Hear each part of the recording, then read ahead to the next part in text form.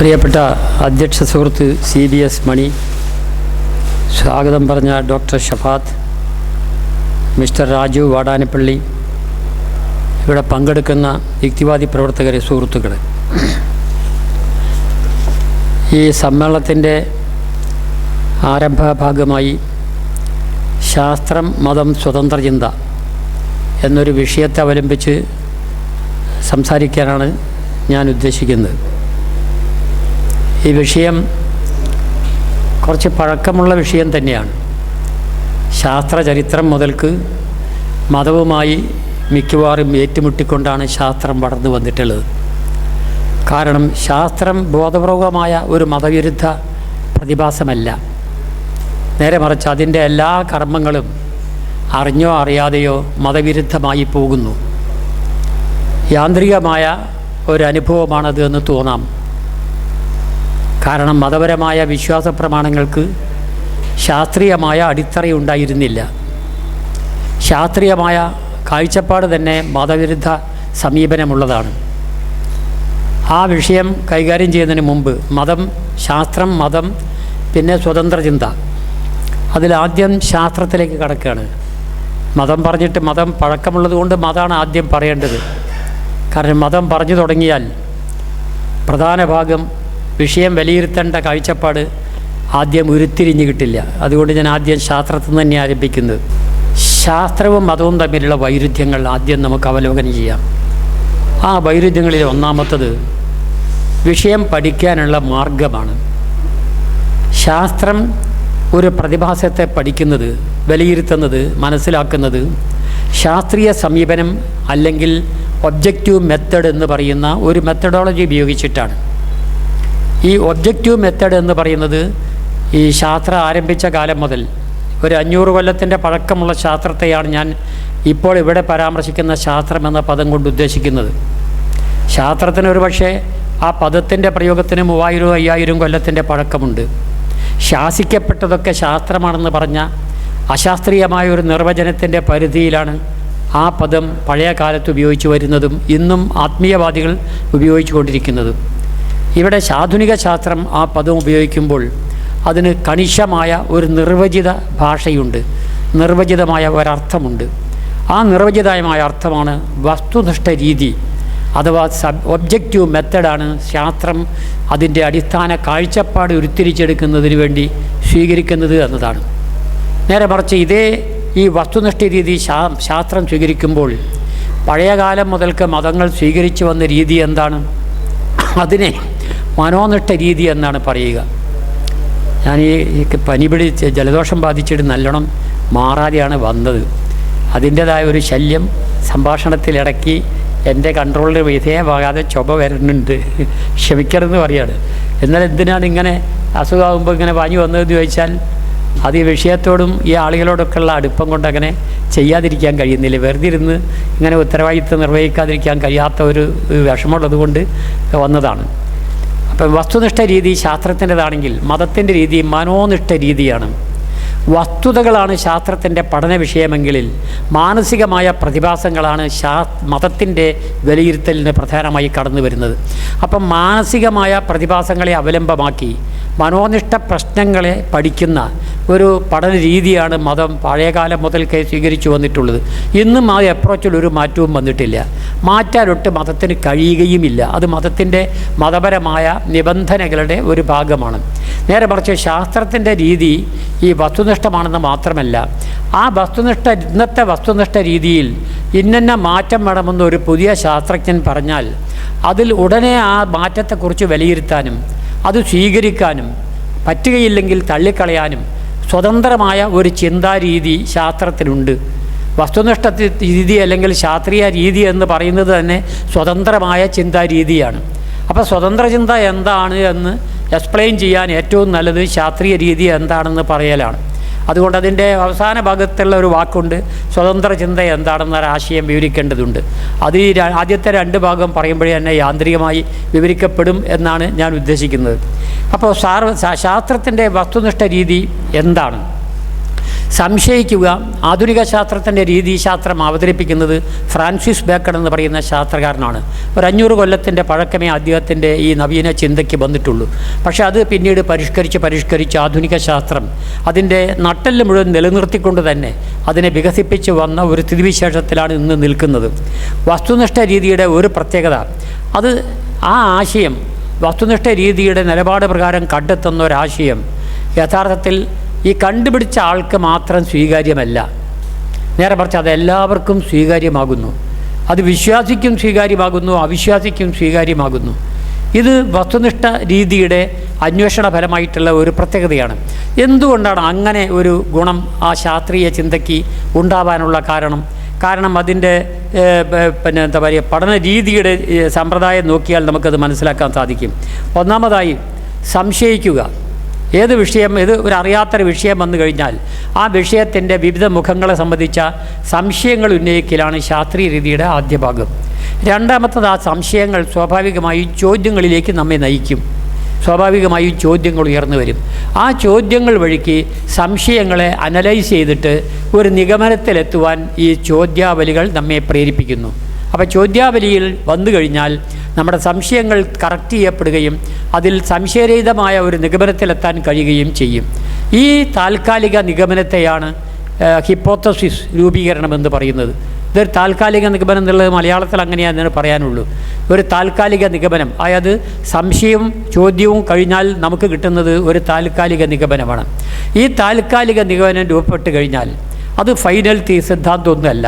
അത് കിട്ടാവുന്ന, നമുക്ക് ലഭ്യമായ നമ്മുടെ പൂർവിക അറിവിനെ അവലംബമാക്കി നമുക്ക് കിട്ടാവുന്ന ഒരു നല്ല ധാരണയാണ്.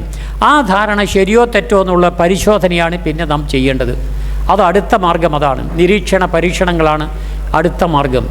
നിരീക്ഷണങ്ങളും പരീക്ഷണങ്ങളും വഴിക്ക് ഈ നിഗമനത്തെ, താൽക്കാലികമായി എത്തിച്ചേർന്ന നിഗമനത്തെ അപഗ്രഥിക്കലാണ് അടുത്ത മാർഗം. അത് എന്നിട്ട് ശരിയോ തെറ്റോ തെളിവുണ്ടാക്കാൻ കഴിയുമോ ഇല്ലയോ എന്ന് പരിശോധന നടത്തണം. അതിൽ ഈ നിരീക്ഷണം എന്ന് പറയുന്നത് ഒരൊറ്റ വീക്ഷണത്തിൽ കണ്ണുകൊണ്ട് നോക്കൽ മാത്രമല്ല, പഞ്ചേന്ദ്രിയപരമായ എല്ലാ അവയവ ഗുണവിശേഷങ്ങളുമുള്ള നമ്മുടെ അറിയാനുള്ള ഉപകരണങ്ങളെ, നമ്മുടെ മാനസിക ഭാവങ്ങളെ മുഴുവൻ ഉപയോഗിച്ചുകൊണ്ട് പഠിക്കുക എന്നതാണ് നിരീക്ഷിക്കുക എന്നതുകൊണ്ട് അർത്ഥമാക്കുന്നത്. കാണുക, കേൾക്കുക, വാസനിക്കുക, സ്വാദു നോക്കുക തുടങ്ങി 5 ഇന്ദ്രിയങ്ങൾ ഉപയോഗിച്ചുകൊണ്ട് നമ്മളതിൻ്റെ വിശദഭാവങ്ങളെ പൂർണ്ണമായി ഉൾക്കൊള്ളാനുള്ള നിരീക്ഷണങ്ങളാണ് ഉദ്ദേശിക്കുന്നത്. അങ്ങനെ സമ്പൂർണ്ണമായ നിരീക്ഷണത്തിൻ്റെ ഫലമായി നമുക്ക് അതൊരു ഗവേഷണത്തിലേക്ക് കടക്കേണ്ടി വരും, പരീക്ഷണത്തിലേക്ക് കടക്കേണ്ടി വരും. നമുക്ക് കിട്ടുന്ന നിരീക്ഷണത്തിൻ്റെ ഫലങ്ങളെ അവലംബമാക്കി അവസാനം എത്തിയ ആ നിഗമനത്തെ സൂക്ഷ്മമായ അപഗ്രഥനത്തിന് വിധേയമാക്കുന്ന പരീക്ഷണങ്ങൾ വഴി, വസ്തുനിഷ്ഠങ്ങളായ പരീക്ഷണങ്ങൾ വഴി, ഉപകരണങ്ങൾ വഴിയോ അല്ലെങ്കിൽ വസ്തുതകൾ വഴിയോ പരിശോധിക്കുന്നതിൻ്റെ ഭാഗമായി വ്യക്തമായ ഒരു തീരുമാനം, ആദ്യത്തെ നിഗമനം തന്നെ ആയിക്കൊള്ളുന്നില്ല, ചിലപ്പോൾ ആദ്യത്തെ നിഗമനത്തെ മാറ്റിമറിക്കുന്ന ഒരു പുതിയ നിഗമനം കിട്ടും, അല്ലെങ്കിൽ ആദ്യത്തെ നിഗമനത്തെ സ്ഥിരീകരിക്കുന്ന ഒരു നിഗമനം കിട്ടും. ആ രണ്ടാമതെത്തുന്ന ആ നിഗമനമാണ് യഥാർത്ഥത്തിൽ സിദ്ധാന്തം എന്ന പേരിൽ അറിയപ്പെടുന്നത്. അപ്പം നിരീക്ഷണ പരീക്ഷണങ്ങൾ കഴിഞ്ഞാൽ ഈ ചിന്തകന് സ്വാഭാവികമായും ഒരു സിദ്ധാന്തം അല്ലെങ്കിൽ മാറ്റമില്ലാത്ത ഒരു തിയറി, അംഗീകൃതമായ ഒരു തിയറി അവതരിപ്പിക്കാൻ പറ്റും. ഈ തിയറി രൂപപ്പെട്ട് കഴിഞ്ഞാൽ പിന്നീട് ഒരു പരീക്ഷണമോ ഗവേഷണമോ നടത്തേണ്ട കാര്യം ഇല്ല. ശരിക്കും പറഞ്ഞാൽ പണ്ടുണ്ടായിരുന്നുമില്ല. പക്ഷേ ഫ്രാൻസിസ് ബേക്കൻ്റെ കാലം മുതൽക്കുള്ള ശാസ്ത്രീയ ചിന്താ രീതിയിൽ ഒരു പ്രധാനപ്പെട്ട പടവ് കൂടി അംഗീകരിക്കപ്പെട്ടു. ഏറ്റവും പ്രധാനപ്പെട്ട ആധുനിക ശാസ്ത്രത്തിൻ്റെ ചിന്താരീതിയിലെ പ്രധാന പടവ് ഈ അവസാനത്തെ 6ാമത്തെ പടവാണ്. അതെന്താണെന്ന് പറഞ്ഞാൽ സാമാന്യവൽക്കരണം അല്ലെങ്കിൽ ജനറലൈസേഷൻ എന്നാണ്. ഇപ്പോൾ 2-3 ആളുകൾ ഒരു ഏകാന്ത റൂമിലിരുന്ന് ഒരു ഗവേഷണം നടത്തി ഒരു സിദ്ധാന്തം പ്രഖ്യാപിക്കുന്നു. അവർ വസ്തുനിഷ്ഠമായ തെളിവും വസ്തുതകളൊക്കെ പരിശോധിച്ചെടുക്കുന്ന തീരുമാനങ്ങളുമാണ്. അവരെ സംബന്ധിച്ചിടത്തോളം അതിൽ സംശയരഹിതം തന്നെയാണ്. പക്ഷെ അത് 3ാമത്തെ ഒരാളത് അംഗീകരിക്കണമെങ്കിൽ ഇത് ശരിയോ തെറ്റോ എന്നത് അയാളും ഒന്ന് പരിശോധിക്കാൻ സാധ്യത വേണം. അപ്പോൾ ഇത് ഒരാൾ തന്നെ അല്ലെങ്കിൽ ഒരു ഗ്രൂപ്പ് നടത്തുന്ന ഒരു ഗവേഷണം, ആ ഗവേഷണ ഫലത്തെ അപ്പടി മറ്റുള്ളവർ അടിച്ചേൽപ്പിക്കപ്പെടുക എന്നൊരു പ്രതിഭാസത്തിൽ നിന്ന് മാറ്റി ഇത് 4-5 ഗ്രൂപ്പുകൾക്ക് അതേ വിഷയം അതേ കണ്ടീഷനിൽ ഒരു ഗവേഷണത്തിന് വിധേയമാക്കിയിട്ട് അതേ തീരുമാനം കിട്ടുന്നുണ്ടോ എന്ന് പരിശോധിക്കുന്ന ഒരു 6ാമത്തെ പടവിനെയാണ് ജനറലൈസേഷൻ എന്ന് പറയുന്നത്. അപ്പോൾ ആദ്യം നടത്തിയ ഗവേഷണത്തിൽ എന്തെങ്കിലും പെശകുണ്ടെങ്കിൽ ഈ പിന്നീട് നടക്കുന്ന ആവർത്തിത പരിശോധനകളിൽ നിന്ന് ക്ലിയറായി കിട്ടും. അപ്പോൾ വല്ല അപാകതകളുണ്ടെങ്കിൽ ആ അപാകതകൾ പരിഷ്കരിക്കാനും അങ്ങനെ സമ്പൂർണ്ണമായ തെറ്റ് പറ്റാൻ ഇടയില്ലാത്ത രീതിയിൽ ആ സിദ്ധാന്തത്തെ രൂപാന്തരപ്പെടുത്താനും ജനറലൈസേഷനെ കൊണ്ട് കഴിയുന്നു. ഈ ജനറലൈസേഷൻ ഒരു 4 or 5 ഗ്രൂപ്പാണ് ആദ്യം നടത്തുന്നത് കരുതുക, അല്ലെങ്കിൽ വ്യക്തികളാണ് നടത്തുന്നത് കരുതുക. ആ നടത്തി അവരുടെ അപ്രൂവലായി കഴിഞ്ഞാൽ സ്വാഭാവികമായി ശാസ്ത്രലോകം സ്വീകരിക്കുന്ന രീതി അത് ലോകത്തിലെ ജനത മുഴുവൻ അംഗീകരിക്കപ്പെടും. എല്ലാവർക്കും അത് സത്യമായിട്ട് അനുഭവപ്പെടും. അതുകൊണ്ട് അതിനെ ആത്യന്തികമായൊരു സിദ്ധാന്തമായി പ്രഖ്യാപിക്കുന്നു. അപ്പോൾ മാത്രമേ ശാസ്ത്ര ഗവേഷണ പണ്ഡിതന്മാർ അതിനെ ഒരു സിദ്ധാന്തമായി പ്രഖ്യാപിക്കുന്നുള്ളൂ. ഇങ്ങനെയാണ് ശാസ്ത്ര സിദ്ധാന്തങ്ങൾ രൂപാന്തരപ്പെട്ട് വരുന്നത്. ഇന്നത്തെ വർത്തമാനകാലത്ത് ഇത് പരിശോധിക്കാനുള്ള ശാസ്ത്ര ഗവേഷണ കേന്ദ്രങ്ങൾ തന്നെ ഇത് പ്രഖ്യാപിക്കുന്ന ഇൻ്റർനാഷണൽ സയൻസ് സെൻറ്റേഴ്സ് ഉണ്ട്. അവരാണ് ഇത് അംഗീകരിച്ചിട്ട് ഇതിൻ്റെ തിയറിയാണ് ഇത് അപ്രൂവ് ചെയ്യുന്നു എന്നുള്ള ഒരവസ്ഥ വരുന്നത്.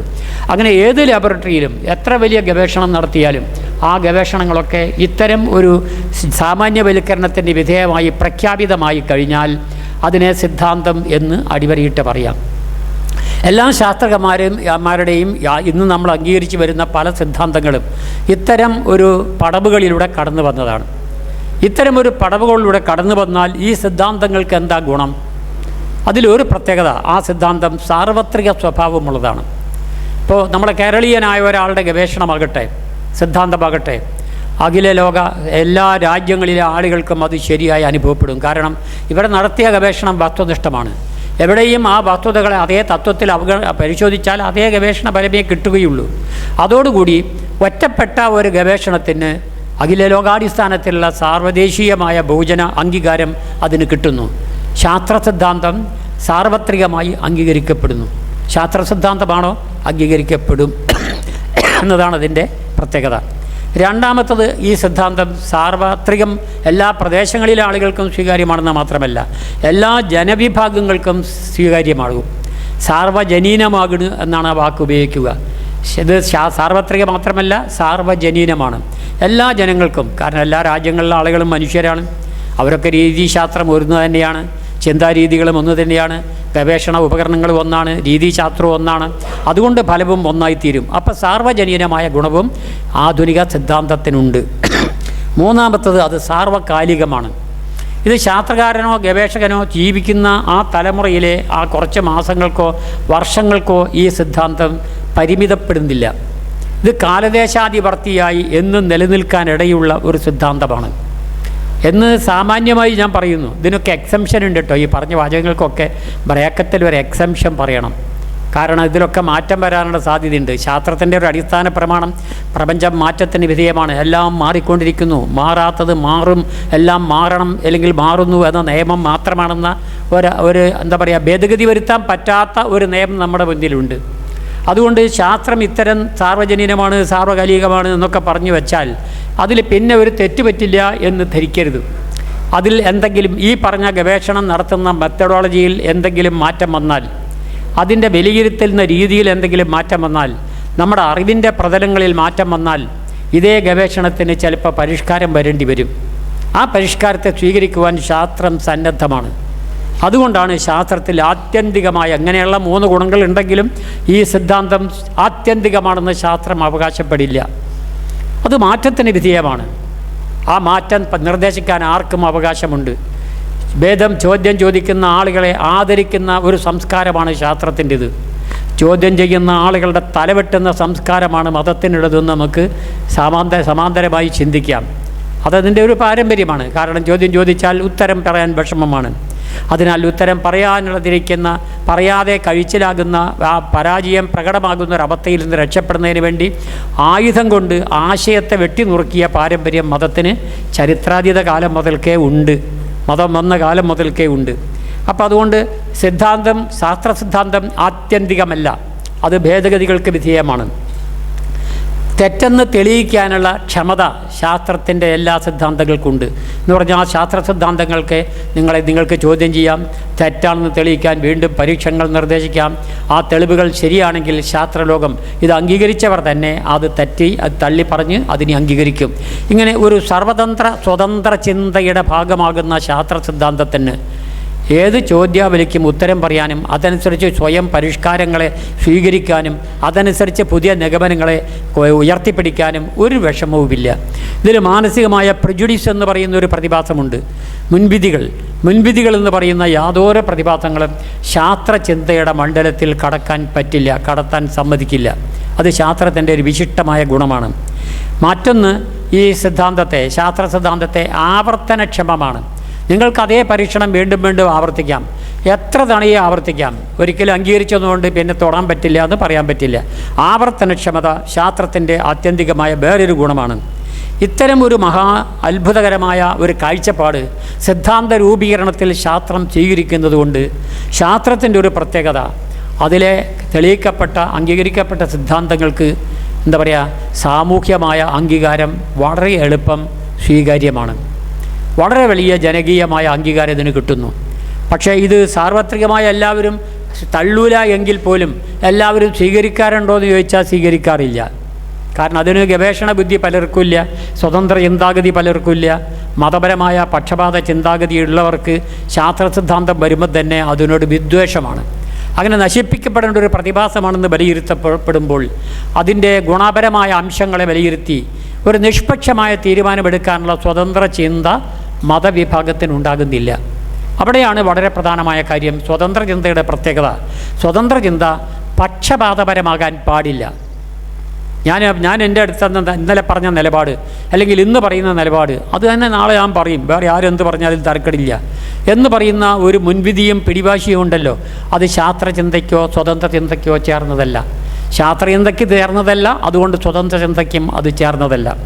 പക്ഷേ അതേ സമയത്ത് തന്നെ എനിക്ക് വിലയിരുത്താൻ കഴിഞ്ഞ ഒരു കാര്യം ഇതാണ്, ശാസ്ത്രീയ ചിന്ത ഏറ്റവും ശരിയാണെന്ന് നമ്മൾ പറയുമ്പോഴും നമുക്ക് അതിനോടൊരു പക്ഷപാത മനോഭാവമുണ്ട്.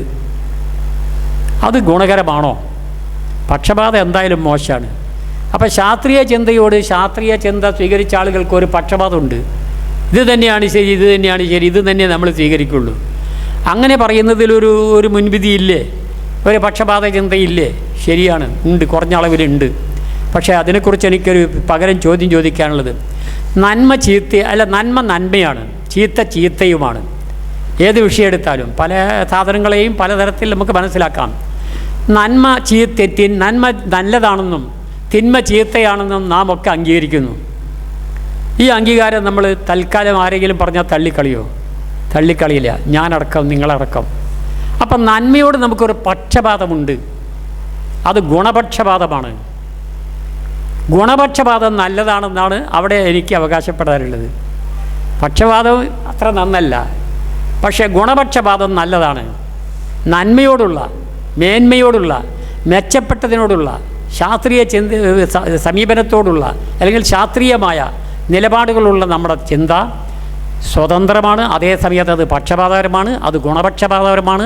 കാരണം അത് നമുക്കും നമ്മുടെ സമൂഹത്തിനും അപാരമായ ഗുണമേന്മകൾ ചെയ്തുകൊണ്ടിരിക്കും. ആ അർത്ഥത്തിൽ നാം കേവലമായി ഈ സ്വതന്ത്ര ചിന്ത സ്വതന്ത്രമാണെന്ന് അങ്ങോട്ട് അംഗീകരിക്കേണ്ട. അതിന് ഒരു പരിമിതിയുണ്ട്. സ്വതന്ത്ര ചിന്തയും ഗുണപക്ഷപാതപരമായ ചിന്തയാണ്. അക്കാര്യത്തിൽ വിട്ടുവീഴ്ച ചെയ്യാൻ പറ്റുകയുമില്ല. ആ പക്ഷപാതത്തിന് വിധേയമായിട്ടാണ് സ്വതന്ത്ര ചിന്തയും നമ്മൾ ഉയർത്തിപ്പിടിക്കേണ്ടത് എന്ന് കരുതി ചിന്തയ്ക്ക് മാറ്റം വരുത്തേണ്ട ഘട്ടങ്ങളിൽ മാറ്റം വരുത്താനുള്ള നമ്മുടെ മനോഭാവത്തെ അത് ഒരിക്കലും തന്നെ തടസ്സപ്പെടുത്താൻ പാടില്ല. ഇനി ഈ ശാസ്ത്രീയ ചിന്ത ഇതാണെങ്കിൽ ഇനി മതചിന്തയിലേക്കൊന്ന് കമ്പാരിസൺ പോകണം. വല്ലാതെ തുടങ്ങുമ്പം തന്നെ നമ്മൾ വല്ലാതെ ലേറ്റായിട്ടുണ്ട്. അതുകൊണ്ട് എനിക്ക് ഒരു വല്ലാതെ ടൈം എടുക്കാൻ പറ്റില്ല. ഞാൻ വല്ലാതെ സമയമെടുത്താൽ രാജു വാടാനപ്പള്ളിക്ക് ദേഷ്യം പിടിക്കാൻ വഴിയുണ്ട്. കാരണം അയാളെ സമയമായിരിക്കും ഞാൻ കൊല്ലുക. ആൾക്ക് എന്നെക്കാൾ ടൈം വേണ്ടി വരും. എൻ്റെ ടൈം സബ്ജക്റ്റ് എവിടെ വേണമെങ്കിലും നിങ്ങളെ നിർബന്ധം അനുസരിച്ച് കട്ട് ചെയ്യാൻ കഴിയും. പക്ഷേ ആ ടോപ്പിക് അങ്ങനെയല്ല. അത് ഒരു പടവിൽ നിന്ന് അടുത്ത പടവിലേക്ക് പോണതാണ്. അവസാനത്തെ 2 പടവ് ഒഴിവാക്കി 4ാമത്തെ പടവിലേക്ക് പോകാൻ കഴിയില്ല എന്ന് രാജുവിന് നന്നായിട്ട് അറിയാം, ജീവിത രീതി കൊണ്ട് തന്നെ. ഇനി മതചിന്തയുടെ കാര്യം വരുമ്പോൾ മതചിന്ത മനോനിഷ്ഠ ചിന്തയാണ്. അതിലെ പ്രധാനമായ ഉപാധികൾ എന്താണ്? ഇരുന്ന് ധ്യാനിക്കുക, ഇരുന്ന് ചിന്തിക്കുക. ഏകാന്ത ചിന്ത പരമാവധി കഠിനമാക്കാൻ, ഗാഠമാക്കാൻ തപസ്സനുഷ്ഠിക്കാം. തപസ് എന്ന് പറഞ്ഞാൽ അതികഠിനമായ ശരീരം തണുപ്പിക്കുന്ന രീതിയിൽ അല്ലെ തപിപ്പിക്കുന്ന രൂപത്തിലുള്ള ചിന്തയാവും എന്ന് ഞാൻ കരുതുന്നു. പിന്നെ അത്രയും ഗാഢമായ ചിന്ത നടത്തി ഒരാളിങ്ങനെ കുറേ ഇരുന്ന് വിഷയത്തെക്കുറിച്ച് ആലോചിച്ചാൽ അയാൾക്ക് ആത്യന്തിക സത്യത്തെക്കുറിച്ച് തിരിച്ചറിയാൻ കഴിയുമെന്നാണ് മതചിന്തകന്മാർ അവകാശപ്പെട്ടു പോന്നതും എഴുതി വെച്ചതും. അങ്ങനെയുള്ള ഏകാന്ത ചിന്തയുടെ ധ്യാന ചിന്തയുടെ ഉൽപ്പന്നങ്ങളാണ് മതദർശനങ്ങൾ മുഴുവൻ. അങ്ങനെ ഒരു മനസ്സിൻ്റെ ഉള്ളിലിട്ട് ഭൗതിക ലോകത്ത് നിന്ന് കിട്ടിയ പ്രാഥമിക അറിവുകളെ മനസ്സിൻ്റെ ഉള്ളിലിട്ട് വിശകലനത്തിന് വിധേയമാക്കി പുതിയ പുതിയ ചിന്തകൾ ആവിഷ്കരിക്കുന്ന ഒരു രീതിശാസ്ത്രമാണ് മതം സ്വീകരിച്ചു പോകുന്നത്. പുറത്തുനിന്ന് കിട്ടിയ വസ്തുതകളെ ഈ വസ്തുനിഷ്ഠമായ വിശകലനത്തിന് വിധേയമാക്കാതെ മനോനിഷ്ഠമായ വിശകലനത്തിന് മാത്രമേ അദ്ദേഹം വിധേയമാക്കുന്നുള്ളൂ. അങ്ങനെ വരുമ്പോൾ അയാളുടെ മനസ്സിലുള്ള മുൻകാല അറിവുകളും അയാൾക്ക് ഏകാന്ത ചിന്തയിൽ ആ അറിവുകളെ തമ്മിൽ താരതമ്യപ്പെടുത്തുമ്പോൾ കിട്ടുന്ന യുക്തിപരമായ ബന്ധങ്ങളും മറ്റും ആധാരമാക്കുന്ന നിഗമനങ്ങളിലെത്താനേ കഴിയൂ. എന്ന് പറഞ്ഞാൽ അതിനൊരു പരിധിയുണ്ട്. ആ പരിധിയുടെ അപ്പുറത്ത് കടന്നു പോകാൻ അയാൾക്ക് കഴിയുന്നില്ല. പക്ഷെ അതെല്ലാം ആത്യന്തിക സത്യമാണെന്ന് പറയാൻ അയാൾക്ക് യാതൊരു മടിയുമില്ല എന്നതാണ് മതചിന്തയുടെ ഒരു പ്രത്യേകത. പരമസത്യം ബ്രഹ്മസത്യം, പ്രപഞ്ചത്തിൻ്റെ ഉൽപ്പത്തികാരകൻ ബ്രഹ്മം, ബ്രഹ്മം അല്ലെങ്കിൽ ഓം എന്ന പ്രതിഭാസത്തിൽ നിന്ന് പ്രപഞ്ചോൽപാദനം നടത്തിയിരിക്കുന്നു.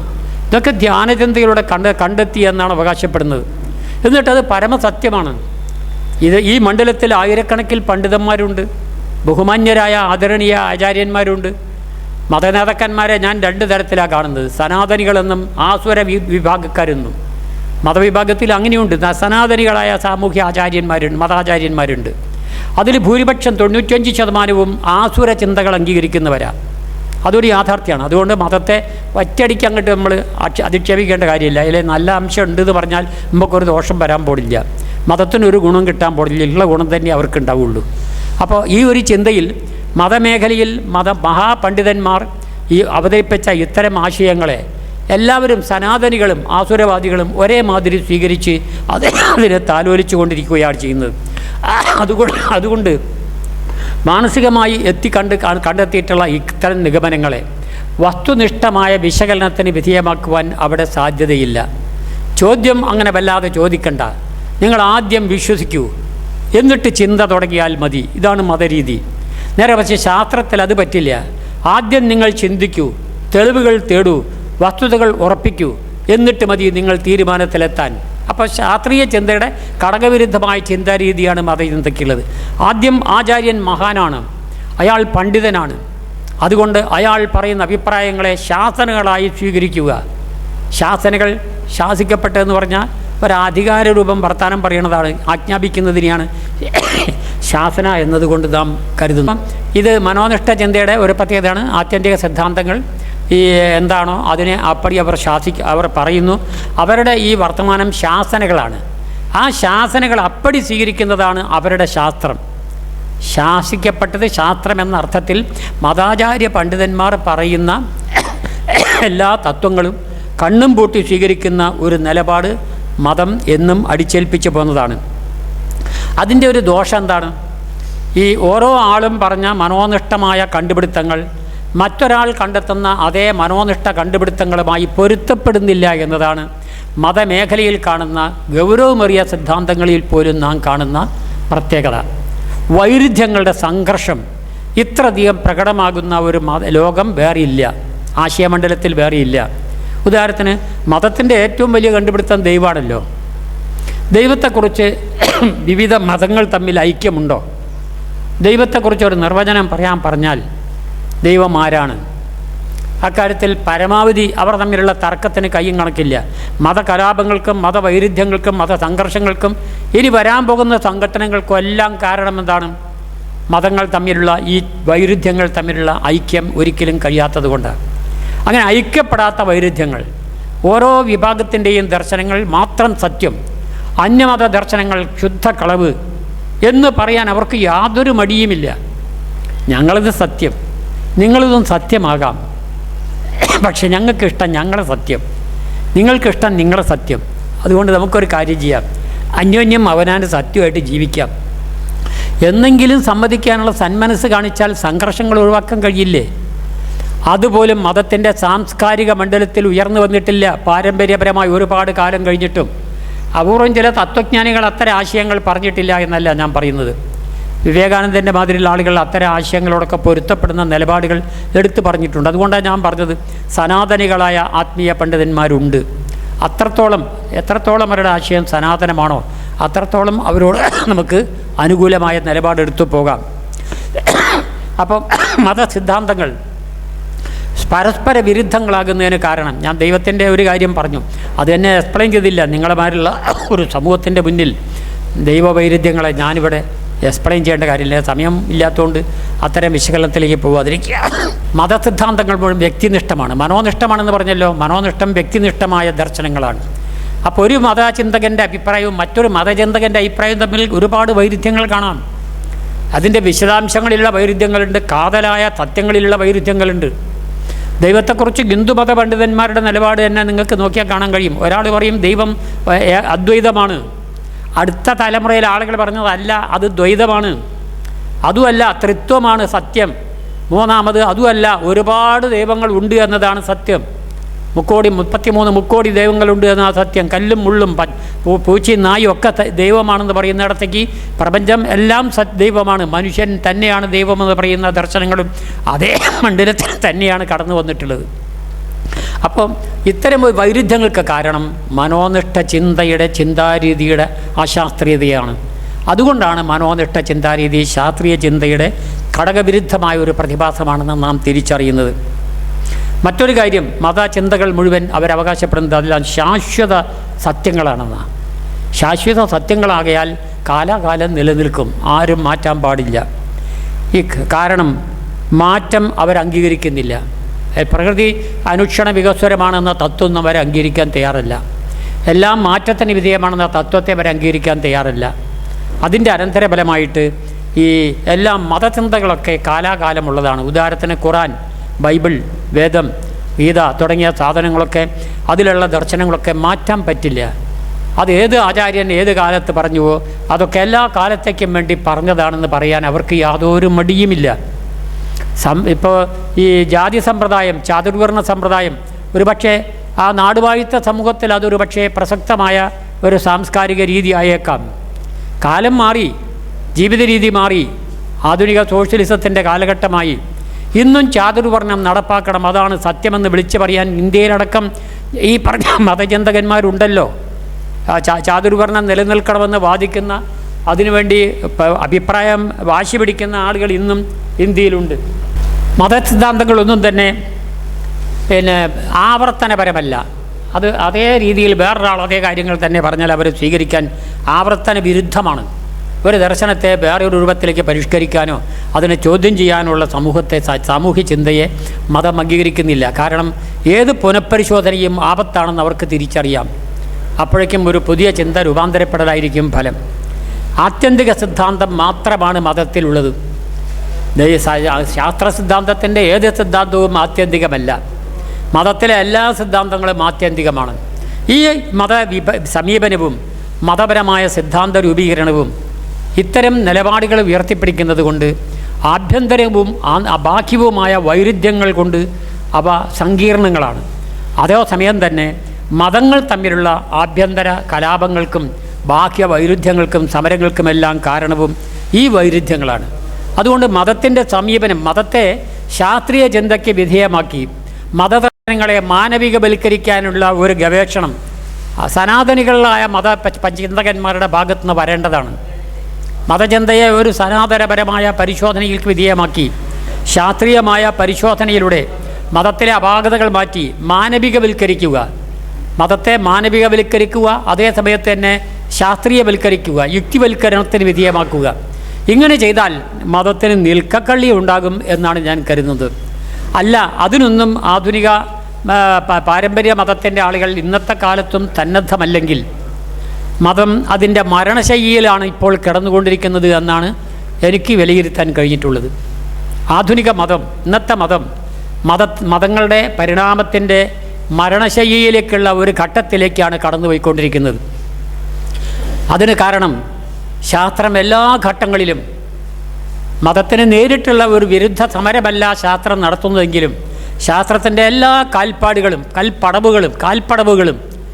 മതവിരുദ്ധമായ ദിശയിലേക്കാണ് നീങ്ങിക്കൊണ്ടിരിക്കുന്നത് എന്നത് മതത്തിന് തിരിച്ചറിയാൻ കഴിഞ്ഞു. അതുകൊണ്ട് എന്താ സ്ഥിതി? ആധുനിക കാലത്ത്, ഇന്നത്തെ കാലത്ത് നമ്മുടെ യൂറോപ്പിൽ എൻ്റെ കയ്യിലൊരു പത്രവാർത്ത തന്നെ കയ്യിലുണ്ട്. യൂറോപ്പിലെ മതപരമായ പ്രതിസന്ധി നേരിടുന്ന ഒരാവശ്യത്തെക്കുറിച്ച്, ഒരാശയത്തെക്കുറിച്ച് ഒരു വാർത്ത വന്നത് എൻ്റെ ശ്രദ്ധയിലുണ്ട്. അത് നിങ്ങളെ ശ്രദ്ധയിൽ കൊണ്ടുവരുന്നത് നന്നായിരിക്കുമെന്ന് എനിക്ക് തോന്നുന്നു. ഇംഗ്ലണ്ടിനെ കുറിച്ചുള്ള ഒരു പഠനമാണ് ഞാൻ കണ്ടിരുന്നത്. അതെ, ഈ കഴിഞ്ഞ ജൂൺ 15 എത്തീസ്റ്റ് എന്ന മാഗസിനിൽ വന്ന ഒരു വാർത്തയെ അവലംബാക്കി ചില കാര്യങ്ങൾ നിങ്ങളെ ശ്രദ്ധപ്പെടുത്തുക. മതം അതിൻ്റെ മരണശൈലിയിലാണോ എന്നുള്ളതിന് പറയാൻ. Church of England in decline. ഇംഗ്ലണ്ടിലെ ചർച്ച് ഡിക്ലൈനിലാണ്, തകർച്ചയിലാണ്. 49% വരെ ഇന്ന് ഇംഗ്ലണ്ടിൽ എത്തീസ്റ്റുകളായി മാറിയിരിക്കുന്നു. 49% people of England are atheist. During last 2 years, കഴിഞ്ഞ 2 കൊല്ലത്തിലിടയ്ക്ക് the church of England lost 2 million followers. കഴിഞ്ഞ 2 കൊല്ലത്തിലിടയ്ക്ക് ഇംഗ്ലണ്ടിലെ ചർച്ച് ഓഫ് ഇംഗ്ലണ്ടിന് 2 ദശലക്ഷം ആളുകളെയാണ് നഷ്ടപ്പെട്ടത്. 20 ലക്ഷം ആളുകളെയാണ് അവർക്ക് നഷ്ടപ്പെട്ടതെന്ന് പറഞ്ഞാൽ ഒക്കെ ഭൗതികവാദികളായി മാറുകയാണ് ചെയ്ത്. ശുദ്ധ യുക്തിവാദികളൊന്നും ആയിക്കൊള്ളുന്നില്ല, പലതരം പുരോഗമന സ്വതന്ത്ര ചിന്തകരൊക്കെ തന്നെ. While number of Muslims grew by 1 million. ആ സമയത്തൊക്കെ മുസ്ലിം മതവിഭാഗം 1 million വർദ്ധിച്ചിട്ടുണ്ട്. അതിന് കാരണം വേറെയാണ്. അതിന് മതപരമായ ചിന്താപരമായ മേന്മയല്ല, നേരെ മറിച്ച് അവിടെ ഇസ്ലാമിക നിയമമാണ്. ബഹുഭാര്യാത്വവും എത്ര മക്കളും ആവാന്നുള്ള തത്വങ്ങളൊക്കെ ഇല്ലേ, അത്തരം തന്ത്രങ്ങൾ ഉപയോഗിച്ചുകൊണ്ട് ഇസ്ലാം അതിൻ്റെ ജനകീയാടിത്തറ വികസിപ്പിക്കുന്ന ഒരു മതപരമായ രീതിശാസ്ത്രം പണ്ട് സ്വീകരിച്ചിട്ടുണ്ട്. അതുകൊണ്ടാണ് അവിടെ ഏക സിവിൽ കോഡ് ഇംഗ്ലണ്ട് നടപ്പാക്കിയിരുന്നുവെങ്കിൽ ഈ പ്രതിഭാസം തടയാൻ കഴിയുമായിരുന്നുവെന്ന് ഇംഗ്ലണ്ടിലെ മതനിരപേക്ഷ പണ്ഡിതന്മാർക്ക് മനസ്സിലായിട്ടില്ല എന്നാണ് എനിക്ക് തോന്നുന്നത്. അപ്പോൾ അവിടെ ശാസ്ത്രത്തിൻ്റെ വളർച്ചയോടൊപ്പം തന്നെ മതനിരപേക്ഷ ചിന്തയും അതിൻ്റെ ദർശനവും രാഷ്ട്രീയവൽക്കരിക്കുന്നതിനുള്ള നടപടികൾ കൂടി സ്വീകരിക്കേണ്ടിയിരുന്നു. People with no religion. 1983 മതം ഇല്ല എന്ന് പറഞ്ഞിരുന്നവരുടെ എണ്ണം 31% വേൾഡിൽ. ഏകദേശം 12 ബില്യൺ പീപ്പിൾ വരും. 2014 ആ 31% 43 വളർന്നിട്ടുണ്ട്. 24.7 മില്യൺ. ഇതൊക്കെ ഞാനൊരു രേഖയിൽ നിന്ന് എടുക്കുക കേട്ടോ, ഇത് ഞാൻ കണ്ടുപിടിച്ചൊന്നുമല്ല, എൻ്റെ വിലയിരുത്തലായിട്ട് കാണും വേണ്ട. ഇനിയിപ്പോൾ അതിൻ്റെ വിശദാംശത്തിലേക്ക് കിടക്കേണ്ട കാര്യമില്ല, ഇതുപോലെയാണ് കാര്യം പറഞ്ഞു പോകണം. അപ്പോൾ ഇത് കാണിക്കുന്നത് എന്താണ്?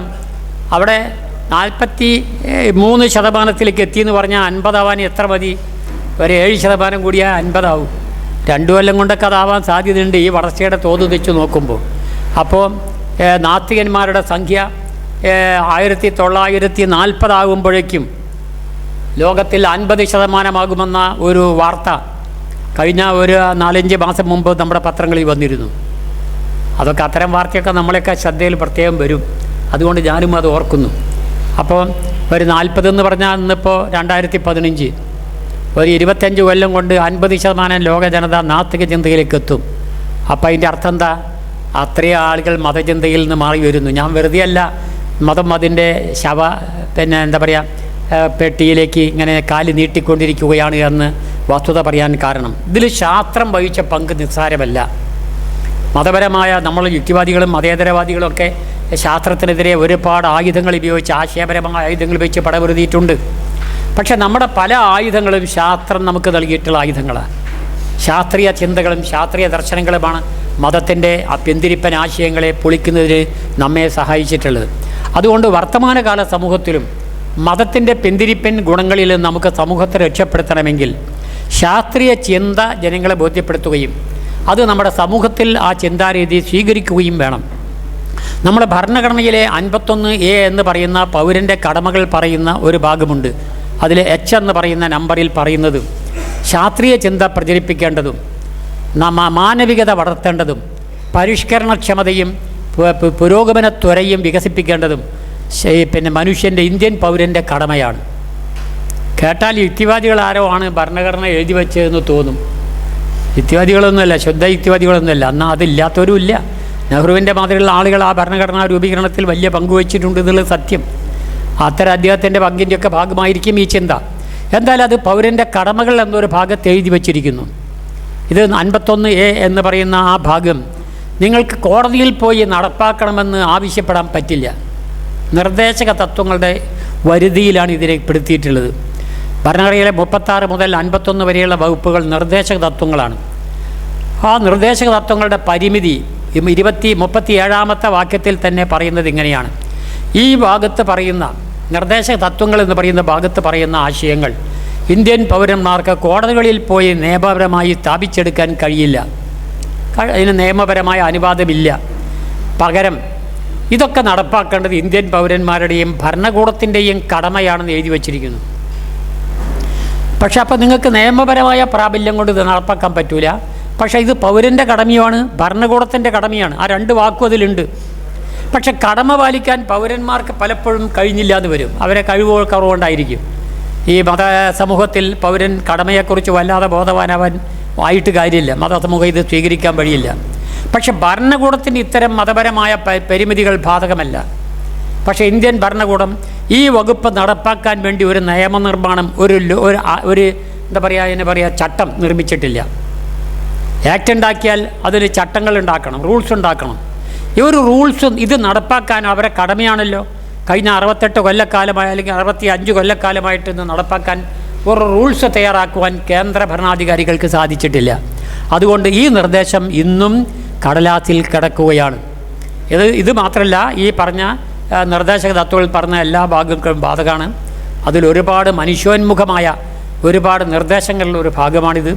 സത്യത്തിൽ ഇന്ത്യൻ പൗരന്മാർ പഠിക്കേണ്ടത് നിർദ്ദേശക തത്വങ്ങളാണ്. അവയെ എങ്ങനെ ഫണ്ടമെൻ്റൽ വകുപ്പിലേക്ക് കൊണ്ടുവരാൻ കഴിയുമെന്ന ഭരണഘടനാ ഭേദഗതി എങ്ങനെ കൊണ്ടുവരാൻ കഴിയുമെന്നാണ് നമ്മുടെ ഭാവി രാഷ്ട്രീയക്കാർ അല്ലെങ്കിൽ യുക്തിവാദികൾ വിലയിരുത്തേണ്ട ഒരു വിഷയം.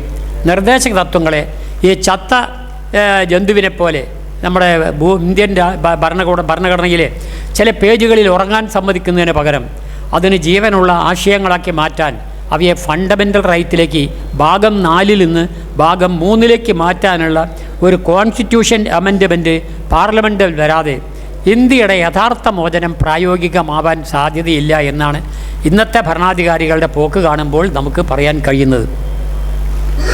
ഇനി ഈ വസ്തുനിഷ്ഠ രീതിയും ശാസ്ത്രീയ രീതിയൊക്കെ മതരീതിയൊക്കെ പറഞ്ഞല്ലോ. ശാസ്ത്രീയ രീതിയുടെ നിലപാടിലാണ് യുക്തിവാദികളും ഭൗതികവാദികളൊക്കെ നിലനിൽക്കുന്നത്. സ്വതന്ത്ര ചിന്തയും യുക്തിവാദവും ഒക്കെ വളർന്നു വരുന്നത് ശാസ്ത്രീയ ചിന്തയുടെ ഭാഗമായിട്ടാണ്. നവോത്ഥാന ചിന്ത 2 നൂറ്റാണ്ട് മുമ്പ് പാശ്ചാത്യ ലോകത്തിൽ ആരംഭിച്ച നവോത്ഥാന ചിന്തയിൽ നിന്നാണ് ആധുനിക യുക്തിവാദവും ഭൗതികവാദവും ഒക്കെ അതിൻ്റെ അടിത്തറ ഡെവലപ്പ് ചെയ്ത് കൊണ്ടുവന്നിട്ടുള്ളത്. അപ്പോൾ ഇത് വളർന്നു വരുന്നത് ശാസ്ത്ര പുരോഗതിയുടെ ഭാഗമായിട്ടാണ്. ശാസ്ത്രത്തിൽ തന്നെയാണ് ഇതിൻ്റെ സത്ത ശരിക്കും അവർ ചോർത്തിയെടുത്തിട്ടുള്ളത്.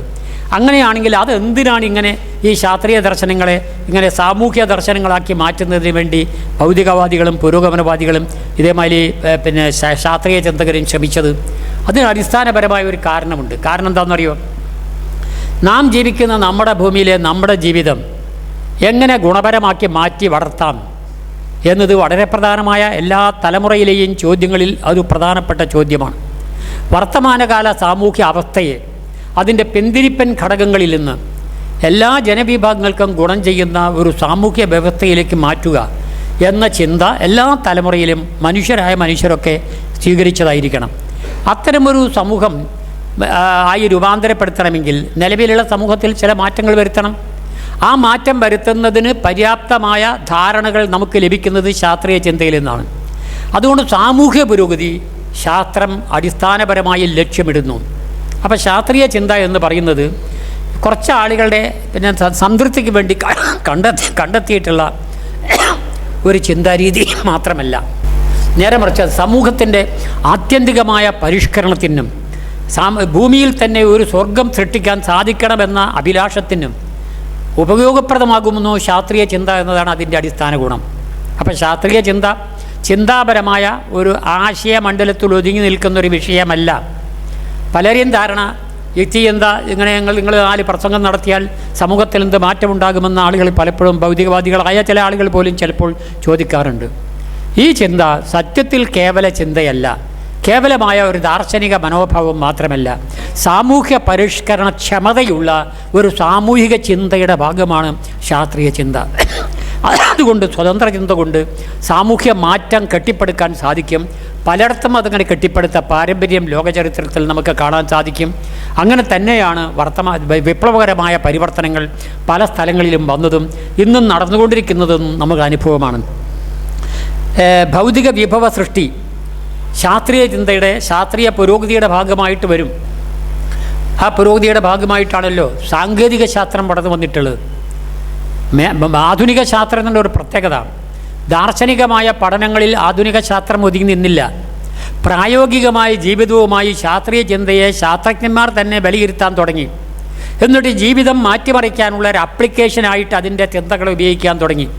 ആ ചിന്തയിൽ നിന്നാണ് സത്യത്തിൽ സാങ്കേതിക ശാസ്ത്രം വളർന്നു വന്നത്. സാങ്കേതിക ശാസ്ത്രം ശാസ്ത്രത്തിൻ്റെ യാന്ത്രികമായ, സ്വാഭാവികമായ, താൽക്കാലികമായ അതാത് ഘട്ടത്തിലുള്ള ഒരു എക്സ്റ്റൻഷനാണ്. അവിടെ സിദ്ധാന്തത്തിൽ നിന്ന് പ്രയോഗത്തിലേക്കുള്ളൊരു എക്സ്റ്റൻഷനാണ് സാങ്കേതിക ശാസ്ത്രം. അതുകൊണ്ട് ആധുനിക ശാസ്ത്രം കുറേ ദർശനങ്ങൾ മുന്നോട്ട് വെച്ച് പോവുക മാത്രമല്ല ചെയ്തിട്ടുള്ളത്, സമൂഹത്തിൻ്റെ വിഭവ മേഖലയിൽ ആ പുതിയ വിഭവങ്ങൾ സൃഷ്ടിക്കുന്നതിന് ശാസ്ത്ര സാങ്കേതിക വിദ്യകൾക്ക് കഴിഞ്ഞു. പുതിയ പാർപ്പിട ഭൗതിക സൗകര്യങ്ങൾ ഉണ്ടാക്കി തന്നു. ശാസ്ത്ര ഭൗതിക വസ്ത്ര സൗകര്യങ്ങൾ ഉണ്ടാക്കി തന്നു. വാഹന സൃഷ്ടിയുടെ മണ്ഡലത്തിൽ അത്ഭുതകരമായ നേട്ടങ്ങൾ ഉണ്ടാക്കി തന്നു. രോഗചികിത്സാ മണ്ഡലത്തിൽ അത്ഭുതങ്ങൾ സൃഷ്ടിക്കാൻ സാധിച്ചു. അപ്പോൾ ശാസ്ത്രത്തിൻ്റെ ഈ 4-5 മേഖല എടുത്താൽ ജീവിതത്തിൻ്റെ സാർവത്രിക മണ്ഡലങ്ങളെയും ശാസ്ത്രം ഉൾക്കൊള്ളുന്നു. അവിടെയൊക്കെ തന്നെ അത്ഭുതകരമായ പരിവർത്തനങ്ങൾ വരുത്താൻ കഴിഞ്ഞു. നിങ്ങൾക്കറിയോ, ഇന്ത്യ സ്വാതന്ത്ര്യം പ്രാപിക്കുമ്പോൾ ഇന്ത്യയിലെ ശരാശരി മനുഷ്യൻ്റെ ആയുസ് 36 വർഷമാണ്. ഇന്നിപ്പോൾ ഇന്ത്യയിലെ ആരോഗ്യശാസ്ത്ര മണ്ഡലത്തിലെ ആപ്ലിക്കേഷൻ മൂലം ഇന്നത്തെ ഇന്ത്യക്കാരൻ്റെ ശരാശരി ആയുസ് 75 76 ആണ്. 73 74 ആയിരുന്നു 2 കൊല്ലം മുമ്പ്. ഇപ്പം അത് 75 76 ആയി മാറിയിട്ടുണ്ടാകുന്നതാണ് ഞാൻ കണക്കാക്കുന്നത്. ലേറ്റസ്റ്റ് കണക്ക് പഠിച്ചിട്ടല്ല, ഈ അവസാനം പറയുന്ന കണക്ക് ഊഹാണ്. എങ്കിലും മിനിമം 75 മാറിയിട്ടുണ്ടാവും. അപ്പം 36 വയസ്സിൽ മരിച്ചു പോയിരുന്ന തലമുറയിലെ മനുഷ്യരുടെ എത്ര ആളുകളെ വർത്തമാനകാലത്ത് 75 കഴിഞ്ഞിട്ട് മരിച്ചാൽ മതി എന്ന മട്ടിലേക്ക് ആധുനിക വൈദ്യശാസ്ത്രത്തിൻ്റെ പുരോഗതി സഹായകമായി. വൈദ്യശാസ്ത്രമാണ് ഒരുപക്ഷെ മനുഷ്യനെ ഏറ്റവും സഹായിച്ച ശാസ്ത്രത്തിൻ്റെ പ്രയോഗമണ്ഡലം. ഏതെങ്കിലും ഒരു ആധുനിക ആശുപത്രിയിൽ പോയിട്ട് നിങ്ങൾ വിവിധ ലാബുകളിലൊന്ന് കടന്നുപോയി നോക്കി.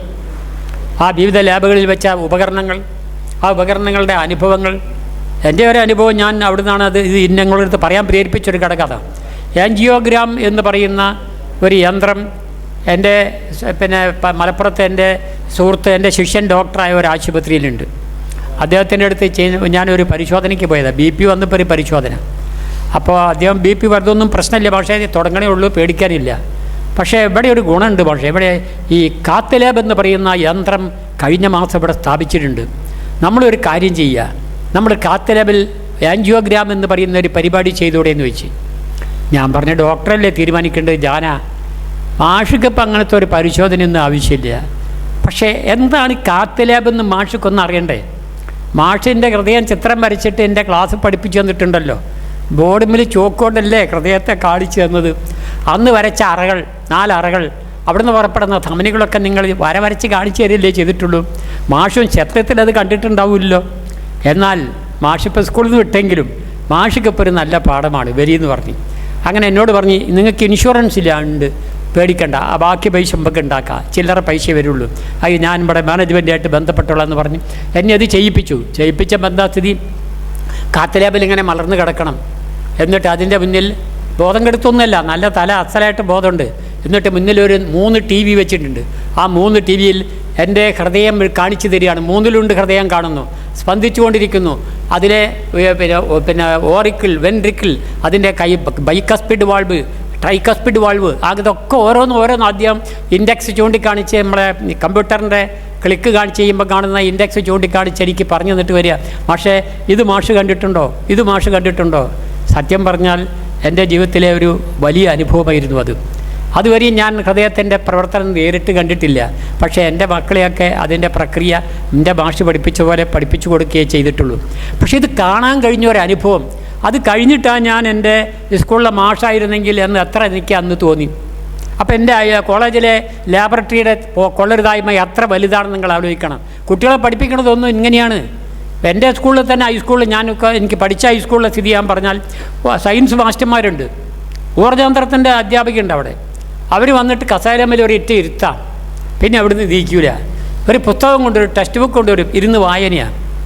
നേരെ അവരുടെ ലാബിൽ ഒരുപാട് സാധനങ്ങളുണ്ട്. ഒരൊറ്റ സാധനം ഞാൻ കണ്ടിട്ടില്ല.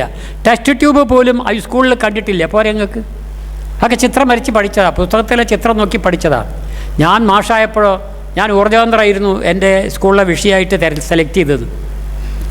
എൻ്റെ ആദ്യത്തെ ഗവേഷണ മണ്ഡലം എങ്ങനെ ഉപകരണങ്ങൾ മുഴുവൻ കുട്ടികൾക്ക് കാണിച്ചു കൊടുക്കാൻ കഴിയുന്ന. ഓരോ കൊല്ലം 3000 ഉറുപ്പിയുടെ സാധനം വാങ്ങി കൊണ്ടുവെക്കുന്നുണ്ട്. അതിങ്ങനെ കുന്നുകൂടി കിടക്കുക. എന്താണ് എന്തിനാണ് എന്ന് മാസ്റ്റർമാർക്ക് അറിയാത്തൊരവസ്ഥ. അവസാനം ഞാൻ എന്ത് ചെയ്തു, അതിൻ്റെ ലാബറട്ടറി എക്സ്പെരിമെൻറ്റിൻ്റെ ഒരു പാഠപുസ്തകവും വാങ്ങി ഞാൻ ആ സാധനങ്ങളൊക്കെ ക്ലാസിഫൈ ചെയ്ത് എല്ലാ മാസ്റ്റർമാരെയും നിർബന്ധിച്ച്, ഗവേഷണത്തിന് നിങ്ങൾ ക്ലാസ് പോണതിന് മുമ്പ് 2 കുട്ടികളെ കൊണ്ടുവന്ന് ക്ലാസ്സിൽ നിന്ന് സാധനം എടുത്തിട്ട് വേണം പോകാൻ.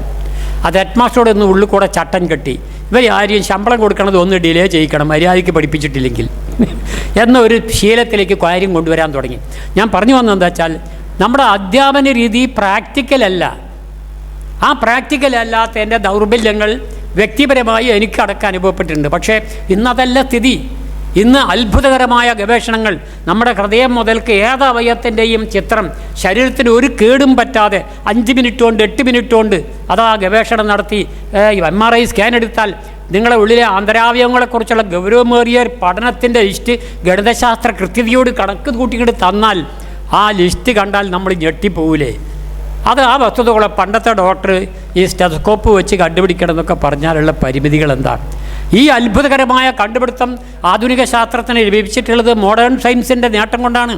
ശാസ്ത്രീയ ചിന്ത ശാസ്ത്രമണ്ഡലത്തിൽ വളർന്നതിൻ്റെ ഭാഗമായിട്ടാണ്. ടെക്നോളജി വികസിപ്പിക്കുവാൻ നമ്മുടെ ആധുനിക സമൂഹം സന്നദ്ധമായതുകൊണ്ടാണ്. മതവിഭാഗത്തിൽ പെട്ടവരടക്കം ഇതിനോടൊപ്പം ഒരു വലിയ വിഭാഗം കമ്പം കാണിക്കുന്നുണ്ട്. മതപരമായ മുൻവിധികൾ നിങ്ങൾ കണ്ടില്ലേ? നമ്മളെ ചന്ദ്രയാൻ അയച്ചപ്പോൾ നമ്മുടെ ISROയിലെ ചെയർമാൻ, പേര് പറയണില്ല, അദ്ദേഹം എന്താ ചെയ്തത്, അതിൻ്റെ മോഡലും കൊണ്ട് തിരുപ്പതിയിലേക്ക് പൂജ നടത്താൻ കൊണ്ടുപോയത് നിങ്ങൾ കണ്ടില്ലേ? അയാൾക്ക് സത്യത്തിൽ അതിൻ്റെ ആവശ്യമുണ്ടെന്ന് തിരിച്ചറിയാൻ കഴിയുമോ? പക്ഷെ അത് അയാളെ പാരമ്പര്യത്തിൻ്റെ ഒരു ഭാഗമായിരിക്കും. അമ്മ പറഞ്ഞിട്ടുണ്ടാവും അങ്ങനെ ചെയ്തുകൊണ്ട് പോണേ, അല്ലെങ്കിൽ ശുഭ ആവൂലെന്ന്. അമ്മയെ സംതൃപ്തിപ്പെടുത്താൻ അങ്ങനെ ചെയ്തിട്ടുണ്ടാവും മകൻ. ഞാൻ അദ്ദേഹത്തോട് കാണുന്ന എൻ്റെ നിലപാടതാണ്. അദ്ദേഹത്തെ ഞാൻ അങ്ങനെ അധിക്ഷേപിക്കാൻ തയ്യാറാകുന്നില്ല. അദ്ദേഹത്തിൻ്റെ മുൻവിധികളുടെ ഒരു ബലം എന്നേ പറയാനുള്ളൂ. CB രാമൻ എപ്പോഴും ഈ ചെവിടിൻ്റെ അടുത്ത് ചെമ്പരത്തിപ്പൂ പോലത്തെ എന്തെങ്കിലും പൂക്കൾ വെച്ച് നടക്കുമായിരുന്നു. അദ്ദേഹത്തോട് അവരോധമാർ ചോദിച്ചു, ഈ പൂവ് എന്തിനാണ് വെക്കുന്നത്? ഇങ്ങനെ പഴയ പാരമ്പര്യത്തിൻ്റെ. അതെ, അത് ശരിയാണ്, ഞാനത് അംഗീകരിക്കുന്നു. പക്ഷേ എൻ്റെ അമ്മ എന്നെ ശീലിപ്പിച്ചത് അങ്ങനെയാണ്. അതവിടെ വെക്കുമ്പോൾ ഞാൻ എൻ്റെ അമ്മയെ അനുസ്മരിക്കുന്നു. അമ്മയാണ് എനിക്ക് ഈ പൂക്കൾ എന്ന് അദ്ദേഹം ഒരിക്കൽ പറഞ്ഞതായിട്ടുണ്ട്. അതൊരു വൈകാരികമായ വളരെ ഗൗരവമേറിയ ഒരു പ്രതലമാണ്. ഒരു മാനവികതയുടെ മൂല്യവും കൂടി അതിനുണ്ട്. അതുകൊണ്ട് ഒരു ചെമ്പരത്തിപ്പൂ ചെവിട്ടിൽ വെച്ചാൽ ആൾ മോശമാവുന്നില്ല. പക്ഷേ അടിസ്ഥാന പ്രശ്നം അവിടെ മാനവികത അവരെ വെച്ച് പുലർത്തുമ്പോഴും ശാസ്ത്രീയ ചിന്തയുടെ അടിസ്ഥാന പ്രമാണങ്ങളെ അവർ തള്ളുന്നു എന്ന് തോന്നും. ഇത് മതവിഭാഗം നമുക്കെതിരായിട്ട് ഉപയോഗിക്കുന്നൊരായതാണ്. കണ്ടില്ലേ, ISRO ചെയർമാൻ അതാ തിരുപ്പതിയിൽ പോയി പൂജ നടത്തുന്നു. പിന്നെ നിങ്ങളെമാരുള്ള നാടൻ യുക്തിവാദികൾ ഇങ്ങനെ പറഞ്ഞിട്ട് എന്താ കാര്യം എന്ന് നമ്മോട് ചോദിക്കുന്നു. ആ സന്ദർഭത്തിലാണ് നമുക്ക് ഇത്തരം ആചാര്യന്മാരോട് ആദരവ് തോന്നാതിരിക്കുന്നത്. ഞാൻ നേരത്തെ പറഞ്ഞ സന്തുലിത അഭിപ്രായമൊന്നും അന്നേരം പറയാൻ കഴിയില്ല, അന്നേരം അധിക്ഷേപിച്ചു പോകും. അതാണ് ശാസ്ത്രലോകത്തിലടക്കമുള്ളത്. അപ്പോൾ ഒരു വലിയ വിഭാഗം ആളുകൾ, മതവിശ്വാസികളടക്കം ശാസ്ത്രമണ്ഡലത്തിലേക്ക് വരികയും ആധുനിക ശാസ്ത്രത്തിൻ്റെ ഭൗതിക നേട്ടങ്ങളെക്കുറിച്ച് തിരിച്ചറിയുകയും അങ്ങനെ ശാസ്ത്രത്തെ സാമൂഹ്യവൽക്കരിക്കുന്ന ഒരവസ്ഥയിലേക്ക് വളർത്തുകയും ചെയ്തതിൻ്റെ ഫലമായിട്ടാണ് വർത്തമാനകാല ശാസ്ത്രം ഇന്നേ വരെ വളർന്നു വന്നിട്ടുള്ളത്. ദൈവം ചിന്തയെക്കുറിച്ച് ഞാനിപ്പോഴൊന്നും കൂടുതൽ പറയുന്നില്ല. അതൊക്കെ നിങ്ങൾക്ക് ഏറെക്കുറെ എവിടെ അങ്ങനെ സാധാരണക്കാരില്ല. അതുകൊണ്ട് ദൈവത്തെക്കുറിച്ച് പറയുന്നത് വസ്തുനിഷ്ഠ തെളിവ് ശാസ്ത്രം ദൈവത്തിൻ്റെ പേരിൽ കണ്ടെത്താൻ കഴിയില്ല. കാരണം എന്താണ്, ദൈവത്തെക്കുറിച്ച് മതങ്ങളുടെ ഒരു പൊതു അഭിപ്രായം ദൈവം അശരീരിയായ ഒരു പ്രതിഭാസമാണെന്നാണ്. അശരീരി ആയതുകൊണ്ട് ശരീരമില്ല, ശരീരമില്ലാത്തതുകൊണ്ട് തലയില്ല, തലച്ചോറില്ല, തലച്ചോറില്ലാത്തതുകൊണ്ട് ചിന്തയും ഇല്ല. അതുകൊണ്ട് അയാൾക്ക് ദൈവമാകാനേ കഴിയില്ല. അയാൾ അങ്ങനെ സർവശക്തനും ആവില്ല, സർവജ്ഞാനിയാവില്ല എന്നത് ഒരു വസ്തുനിഷ്ഠ സത്യമാണ്. അതുകൊണ്ട് ദൈവമുണ്ട് എന്ന തെളിവിന് ശാസ്ത്രത്തിൻ്റെ ഒരു പഴുതും നമുക്ക് ലഭിക്കില്ല. ശാസ്ത്രം സമ്പൂർണ്ണമായി മതം അംഗീകരിക്കുന്ന ദൈവത്തെ ഒരിക്കലും അംഗീകരിക്കുന്നില്ല.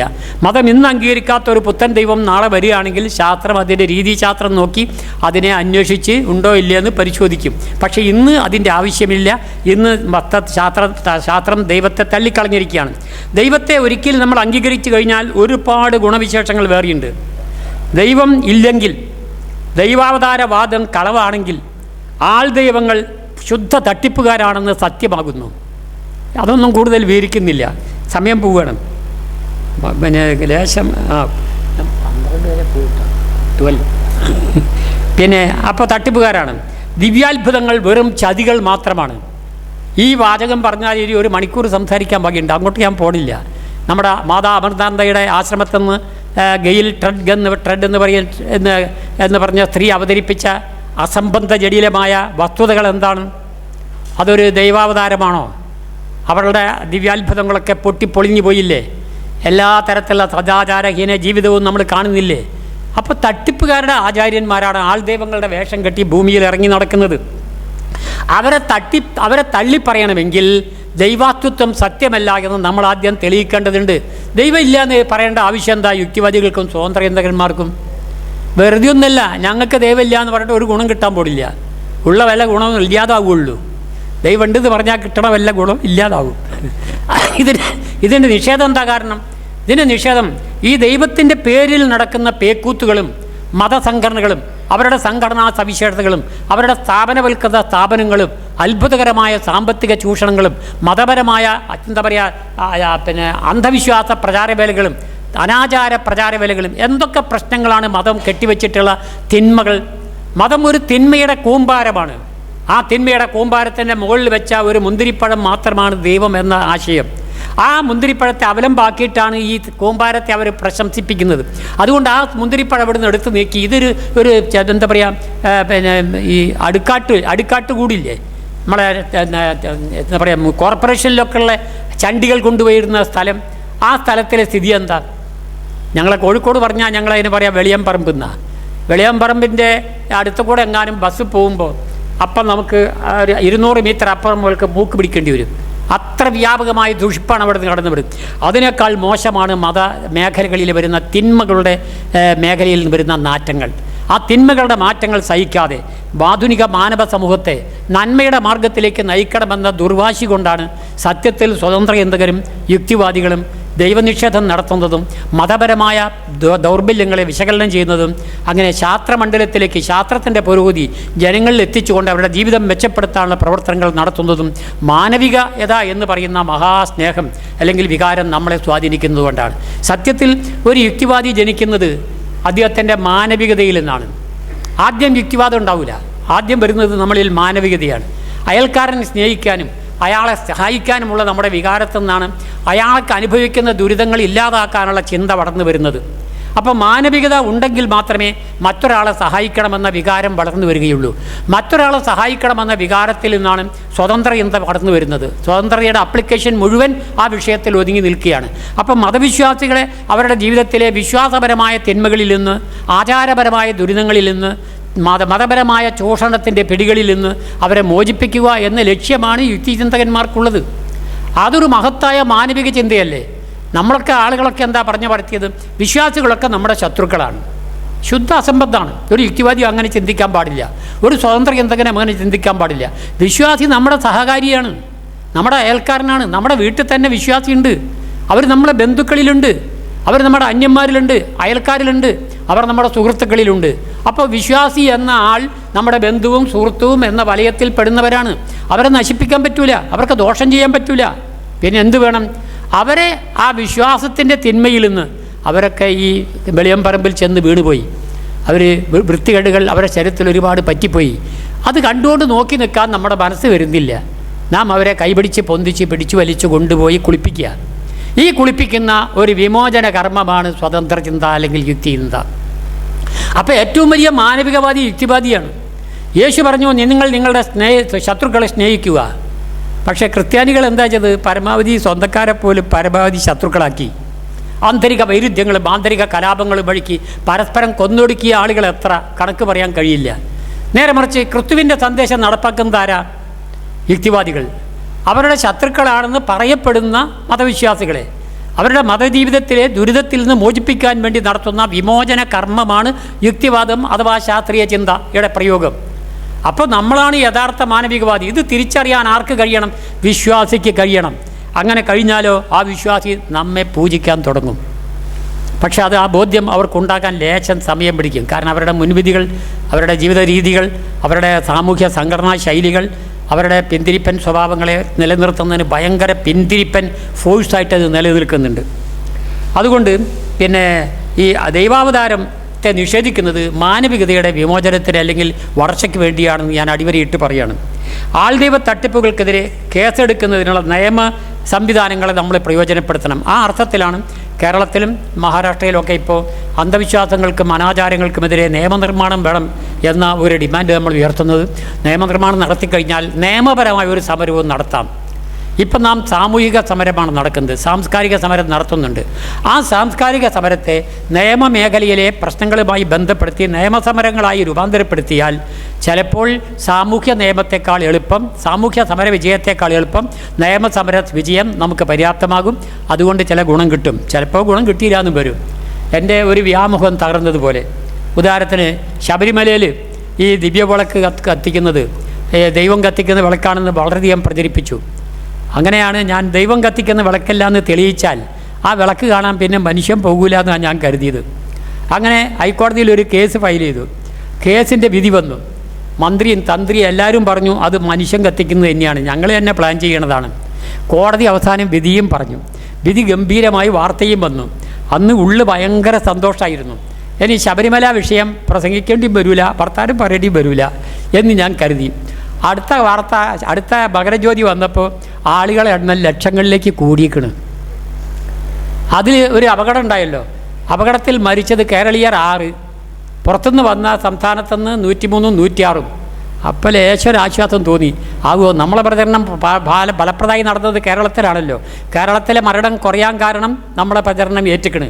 അപ്പോൾ നമ്മളെ കേരളത്തിലും ഒരു 90 മരിക്കേണ്ടതാണ്. അത് 6ലേക്ക് കുറഞ്ഞെന്ന് പറഞ്ഞാൽ 84 ആളുകളെ രക്ഷപ്പെടുത്തി നമ്മുടെ ആശയപ്രചരണം എന്നുള്ള സംതൃപ്തി ഉള്ളിലില്ലാതില്ല. അതൊരു കൃത്രിമമായ ഒരു ആശ്വാസമാണോ എന്ന് പറയാൻ കഴിയില്ല, വസ്തുനിഷ്ഠ തെളിവില്ലായിരുന്നു. എങ്കിലും അങ്ങനെയാണ് ആശ്വസിക്കാൻ സാധ്യത. അവിടെ ആളുകളെ എണ്ണം കൂടിക്കൊണ്ടിരിക്കുക. ഇപ്പോൾ ലക്ഷക്കണക്കിന് ആളുകൾ വരുന്നപ്പോൾ അവിടെ ഇപ്പോൾ കോടതി കടപെട്ട് അവിടെ സാനിറ്റേഷൻ സൗകര്യം ഇപ്പോൾ ഇൻ്റർനാഷണൽ ടൂറിസം സെൻ്റർ ആക്കുകയാണ് ശബരിമല. ഇതൊക്കെ ചെയ്യുന്നതിന് മുമ്പ് അവിടെ ഇൻ്റർനാഷണൽ ഒരു കക്കൂസ് സെൻ്റർ ആക്കിയിരുന്ന എത്ര നന്നായിരുന്നു എന്ന് ഞാൻ ആലോചിച്ചു. കക്കൂസിനെക്കുറിച്ച് ചിന്തിക്കാൻ കഴിവില്ലാത്ത കഴിവേറികളാണ് ഇൻ്റർനാഷണൽ ടൂറിസത്തിൻ്റെ നിലപാടിലേക്ക് ശബരിമലയെ വളർത്താൻ ശ്രമിക്കുന്നത് എന്നുള്ളത് അടിവരയിട്ട് നമ്മൾ ശ്രദ്ധിക്കേണ്ടതാണ്. കാരണം എന്താ അറിയോ, പിന്നെ രാജൻ ഗുരുക്കൾ മാതൃഭൂമിയിൽ എഴുതി, ഒരു തവണ അവിടെ ശബരിമലയിലെ വിളക്ക് കഴിയുമ്പോഴേക്കും 25,000 ടൺ മലം, 10 കൊല്ലം മുമ്പാണ് മാതൃഭൂമിയിലെ ലേഖനം വന്നത്, പമ്പാ നദിയിലൂടെ ഒഴുകുന്നു മഴ പെയ്താൽ. 10 ടൺ അല്ല, സോറി 25,000 ടൺ. 25,000, 10 കൊല്ലം മുമ്പ് 25,000 ടൺ മലം പമ്പയിലൂടെ ഒഴുകുന്നു. പമ്പാ പുഴയുടെ തീരങ്ങളിൽ 19 കുടിവെള്ള പദ്ധതികൾ വിവിധ പഞ്ചായത്തുകൾ ഉണ്ടാക്കി വെച്ചിട്ടുണ്ട്. അവരൊക്കെ വെള്ളമെടുക്കുന്നത് പമ്പാ നദിയിൽ നിന്നാണ്. അപ്പോൾ ശബരിമലയിലെ ദൈവം ജനങ്ങൾക്ക് നൽകുന്ന മഹത്തായ ഒരു സേവനം കോളിഫോം ബാക്ടീരിയയുടെ വിതരണമാണ്, സന്തുലിതമായ വിതരണം.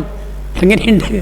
ഇതൊക്കെ അറിഞ്ഞിട്ടും അവിടെ ആ പ്രശ്നം പരിഹരിച്ചിട്ടില്ല. എൻ്റെ നിബന്ധന ഇതാണ്, അവിടെ എത്ര ലക്ഷം ആൾ വന്നോട്ടെ, ആ അത്ര ലക്ഷം ആളുകൾക്ക് പോകാനുള്ള കക്കൂസ് ആദ്യം ഉണ്ടാക്കി വെക്കണം.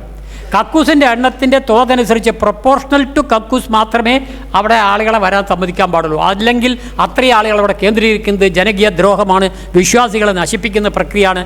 രോഗം വരെ വിശ്വാസിക്കാണ്, അവർ ഞങ്ങളെ ബന്ധുക്കളും സുഹൃത്തുക്കളാണ്, അത് സമ്മതിക്കില്ല എന്നൊരു നിലപാടിലേക്കാണ് നമ്മുടെ സമരം ഭാവിയിലേക്ക് രൂപാന്തരപ്പെടേണ്ടതാണ് പറയാനുള്ളത്. ഇനി അന്ധവിശ്വാസ പ്രചരണം നിരോധിക്കാനുള്ള നിയമം വന്നാൽ ഒരു വലിയ നേട്ടം അതുകൊണ്ട് ഉണ്ടാക്കാൻ കഴിയും.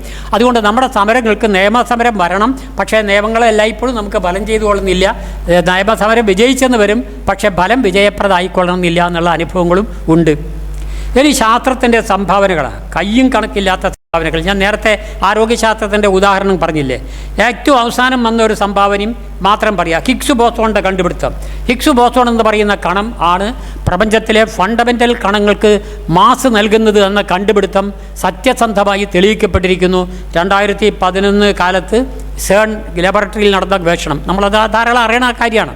അപ്പോൾ അതോടുകൂടിയിട്ട് ഈ പ്രപഞ്ചദ്രവ്യത്തിന് മാസ് നൽകുന്നത് ദൈവമാണെന്ന അന്ധവിശ്വാസം സമ്പൂർണ്ണമായി നീക്കം ചെയ്യപ്പെടുകയും ആ പ്രപഞ്ചോൽപ്പത്തിക്ക് ദൈവത്തിൻ്റെ സഹായം ആവശ്യമില്ല എന്ന വസ്തുത ഇന്ന് സ്ഥിരീകരിക്കുകയും ചെയ്ത ഒരു സാഹചര്യത്തിലാണ് നാം ജീവിച്ചിരിക്കുന്നത്.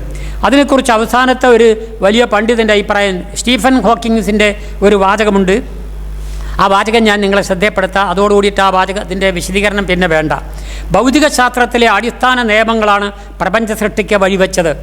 അതിന് ദൈവത്തിൻ്റെ സഹായം ആവശ്യമായി വന്നിട്ടില്ല. ഇത് സ്റ്റീഫൻ ഹോക്കിംഗ് ജീവിച്ചിരിക്കുന്ന ഏറ്റവും വലിയ ജ്യോതിർശാസ്ത്ര പണ്ഡിതനാണ്. ഒന്നുമില്ലായ്മയിൽ നിന്ന് ഞൊടിയിടയിൽ പ്രപഞ്ചം സൃഷ്ടിക്കപ്പെട്ടത് ഭൂഗുരുത്വ ബലം പോലുള്ള ഭൗതിക നിയമങ്ങൾ കാരണമാണ്, അല്ലാതെ ദൈവത്തിൻ്റെ ഇടപെടൽ കൊണ്ടല്ല എന്നാണ് പറഞ്ഞതിൻ്റെ അർത്ഥം. ജീവന് സഹായകമായ ഘടകങ്ങളെല്ലാം ഭൂമിയിൽ യാദൃശികമായി ഒത്തുവന്നതാണെന്ന് ജ്യോതിശാസ്ത്ര ഗവേഷണ ഫലങ്ങൾ തെളിയിക്കുന്നു. അല്ലാതെ ദൈവം പ്രത്യേകിച്ച് എടുത്ത് കണക്കുകൂട്ടി ഉണ്ടാക്കി കുത്തിക്കുലുക്കി ഉണ്ടാക്കിയതല്ല എന്ന് നമ്മുടെ അടുത്ത ക്ലാസ്സിൽ നിങ്ങൾക്ക് കൂടുതൽ ബോധ്യപ്പെടുന്ന പ്രസ്താവനയും നമ്മുടെ സ്റ്റീഫൻ ഹോക്കിങ്സ് തന്നെ നടത്തിയിട്ടുണ്ട്. 3 വാചകം ഞാൻ വായിച്ച അദ്ദേഹത്തിൻ്റെ കൃതിയിൽ നിന്നാണ്.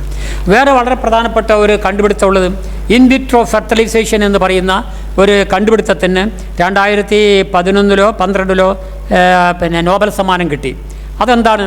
ഈ കുട്ടികളില്ലാത്ത മിഥുനങ്ങൾക്ക് കുട്ടികളെ എങ്ങനെ കൊടുക്കാൻ കഴിയുമെന്ന ഒരു പരീക്ഷണമാണ്. ടെസ്റ്റ് ട്യൂബ് ശിശു ആണ് ആ വാചകം. ഇൻ വിട്രോ ഫെർട്ടിലൈസേഷൻ മാതാവിൻ്റെയും പിതാവിൻ്റെയും ഭ്രൂണം അല്ലെങ്കിൽ ബീജങ്ങളെടുത്ത് ടെസ്റ്റ് ട്യൂബിൽ വെച്ച് ബാഹ്യരംഗത്ത് വെച്ച് സംയോജിപ്പിച്ച് അവരുടെ അതേ ഗർഭാശയത്തിൽ വെച്ച് കൊടുക്കുക. അതിൽ കൃത്രിമത്വം വേറെ ഒന്നുമില്ല. ഫെർട്ടിലൈസേഷൻ ഔട്ട്സൈഡിലാണെന്ന് മാത്രമേ ഉള്ളൂ.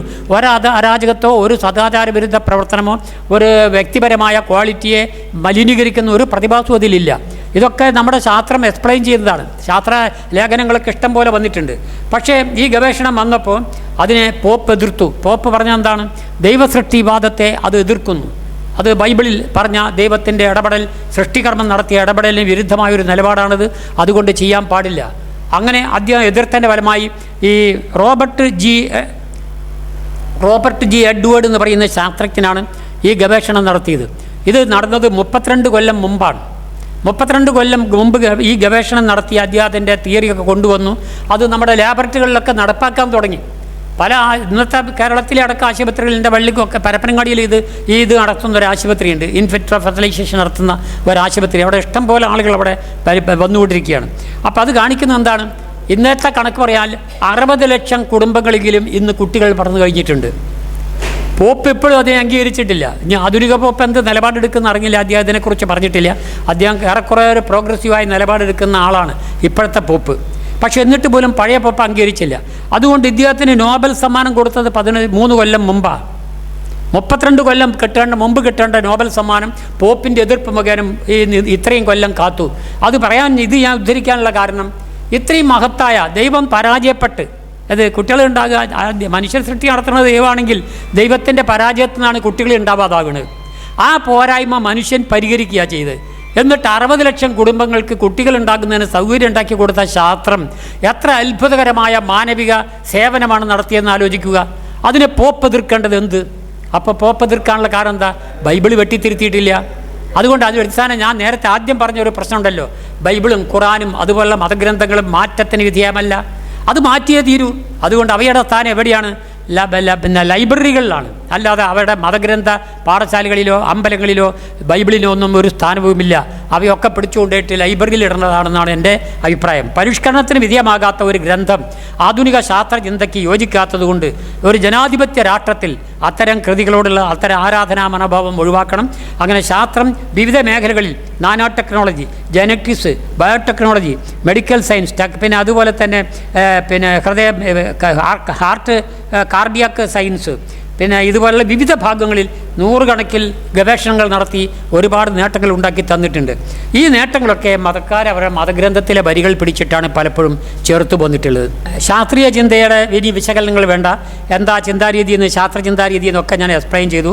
അതുകൊണ്ട് ആധുനിക ശാസ്ത്രീയ ചിന്ത യുക്തിചിന്ത തന്നെയാണ്.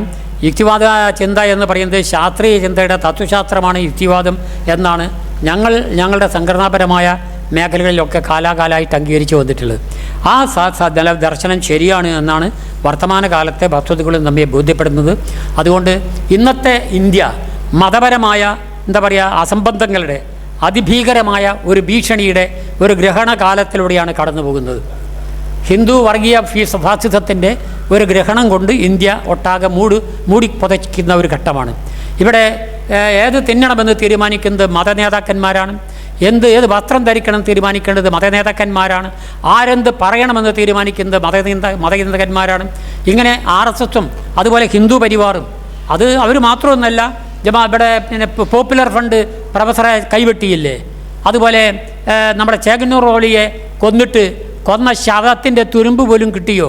കൊന്നതാരാണ്? കാന്തപുരം അബൂബക്കർ മുസ്ലിയാരുടെ മതവിഭാഗമാണെന്ന് അന്നൊക്കെ പത്രത്തിൽ ഒരുപാട് തവണ പറഞ്ഞതല്ലേ? ഇപ്പം തെളിവുണ്ടാക്കാൻ കഴിഞ്ഞിട്ടില്ലല്ലോ. അപ്പം ഇസ്ലാം മതത്തിൽ തീവ്രവാദികളുണ്ട്, ഹിന്ദു മതത്തിൽ തീവ്രവാദികളുണ്ട്, ക്രിസ്തു മതത്തിൽ തീവ്രവാദികളുണ്ട്. ഇന്ത്യയെ സംബന്ധിച്ചിടത്തോളം ഭൂരിപക്ഷ മതം ഹിന്ദു മതമായതുകൊണ്ട് ഹിന്ദു തീവ്രവാദം ഭീകരമാണ്. നേരെ മറിച്ച് ഇവിടെ ഇസ്ലാമിക തീവ്രവാദം ന്യൂനപക്ഷത്തിൻ്റെതാകയാൽ അത്ര ഭീകരമല്ല എന്നല്ല, അത്ര ഭീകരമല്ല, ഗ്രേഡ് കുറയും, അത്രയേ ഉള്ളൂ. അത് ക്രിസ്തുമത വിഭാഗം താരതമ്യേന തീവ്രവാദികളല്ല. ഇങ്ങനെ താരതമ്യേന തല്ലും പിടിക്കൊന്നും പോയിട്ട് അവരെ കണ്ടിട്ടില്ല. അവർ കുറേ ഭീകരവാദം, അവരെ ദാർശനിക രംഗത്തെ ഭീകരവാദികളാണ്. അത് കഴിച്ചാൽ അവരെ വെച്ചിടത്തോളം അത്ര പേടിക്കാനില്ല. അവരെ നമുക്ക് ചിന്താപരമായി തന്നെ കൈകാര്യം ചെയ്യാൻ കഴിയും. അപ്പോൾ ഇന്ത്യ ഇന്ന് നേരിടുന്ന ആത്മീയ ഫാസിസത്തിൻ്റെ ഭീകരവാദം മുഴുവൻ വളർന്ന് പന്തലിക്കുന്നത് മതബോധത്തിൻ്റെ പിന്തിരിപ്പൻ അവസ്ഥയിൽ നിന്നാണ്. ആദ്യകാലത്ത് കഴിഞ്ഞ 3500 കൊല്ലങ്ങൾക്ക് മുമ്പ് ഭാരതത്തിൽ നിലനിന്നിരുന്ന വേദങ്ങളിലും അതുപോലെ തന്നെ ഉപനിഷത്തുകളിലും പുരാണങ്ങളിലും ഇതിഹാസങ്ങളിലും നിലനിന്ന ചിന്തകളെ വർത്തമാനകാലത്ത് അപ്പടി സ്വീകരിക്കണമെന്ന് പറയുന്ന അതിമൂഢമായ, അതിപിന്തിരിപ്പനായ, അതീവ സാമൂഹ്യ വിരുദ്ധമായ ഒരു ദർശനമാണ് ഹിന്ദു ഫാസിസം നമ്മുടെ സമൂഹത്തിന് മുന്നിൽ കൊണ്ടുവരുന്നത്. ആ ഹിന്ദു ഫാസിസത്തിൽ 8ാം വയസ്സ് മുതൽക്ക് ടൗസറിട്ട് കയറിയ ആളാണ് മിസ്റ്റർ മോഡി. RSSകാരനായത് 8ാം വയസ്സ് മുതലാണ് അത്രേ. അത് സത്യമാണെന്ന് എനിക്ക് ബോധ്യമായി. കാരണം അദ്ദേഹം ഇന്ത്യ രാജ്യത്തെ ഒരു 250ഓളം തെമ്മാടി പ്രസംഗങ്ങളെങ്കിലും ഹിന്ദുമത പണ്ഡിതന്മാരും ഈ BJPയുടെ നേതാക്കന്മാരൊക്കെ നടത്തിയല്ലോ, മന്ത്രിമാരടക്കം നടത്തിയല്ലോ. അസംബന്ധ പ്രസ്താവനകൾ നടന്നില്ലേ? ഒരു 250ഓളം പ്രസ്താവനകളെ എഴുതി വെച്ചാൽ നമുക്ക് ക്രോഡീകരിക്കാൻ കഴിയും. ഒരു 10-200 എൻ്റെ ലിസ്റ്റിൽപ്പെടും. ഇനി ഞങ്ങൾ കാണാത്ത പത്രങ്ങളിലൊക്കെ വന്ന പ്രസ്താവനകൾ വേറെ ഉണ്ടാവും. അപ്പോൾ ഇത്തരം പ്രസ്താവനകൾ വന്നിട്ടും ഒരു പ്രസ്താവനയെയും നേരിട്ട് ചോദ്യം ചെയ്യുവാൻ ഇന്ത്യയുടെ മതനിരപേക്ഷ ജനാധിപത്യ ഭാരതത്തിൻ്റെ പ്രധാനമന്ത്രിക്ക് കഴിഞ്ഞില്ല എന്ന് പറഞ്ഞാൽ അയാളുടെ തലയിലുള്ള തൊപ്പി ഹിന്ദു വർഗീയ ഫാസിസത്തിൻ്റെതാണ്. അയാളുടെ ഓരയിലോ അല്ലെങ്കിൽ പാൻറ്റിലോ കോട്ടിലോ ഉള്ളത് മതനിരപേക്ഷയുടെ കപടവേഷമാണ്. അദ്ദേഹം വളരെ വ്യക്തമായി പറഞ്ഞിട്ടുണ്ട്, ഞങ്ങൾ ഈ മതനിരപേക്ഷ ചിന്തയെ അംഗീകരിക്കുന്നില്ല, ഞങ്ങൾ ഇത് ജനാധിപത്യത്തെ, ഇവിടുത്തെ ഇന്ത്യൻ ജനാധിപത്യത്തെ ഞങ്ങൾ മാനിക്കുന്നില്ല. അത് ഞങ്ങൾക്ക് അല്ലെങ്കിലേ ബോധ്യപ്പെട്ടു. ഇന്ത്യയിൽ നിലനിൽക്കുന്നത് ജനാധിപത്യമല്ല. കഴിഞ്ഞ കോൺഗ്രസ് ഗവൺമെൻറ് തന്നെ നടപ്പാക്കാൻ ശ്രമിച്ചത് ഗ്ലോബലൈസേഷൻ്റെ മുതലാളിത്ത പക്ഷപാതിത്വ നിലപാടാണ്.